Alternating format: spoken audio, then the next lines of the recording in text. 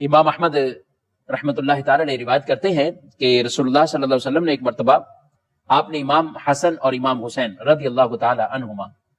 ان دونوں کو آپ نے لیا اور ان کو پھر اپنے جو ہے وہ پاس بٹھایا، اور یہ آپ کے محبت والے انداز ہوتے تھے، کبھی ایک ران پر ایک کو دوسرے کو پیار کرنا، محبت کرنا، پھر ان سے بشارتوں کا اعلان کرنا۔ ارشاد فرمایا دونوں کو بٹھا کر، من احبنی و احب ہذین، کہا جس نے مجھ سے محبت کی اور میرے ان دونوں شہزادوں سے محبت کی، و امہما و اباہما،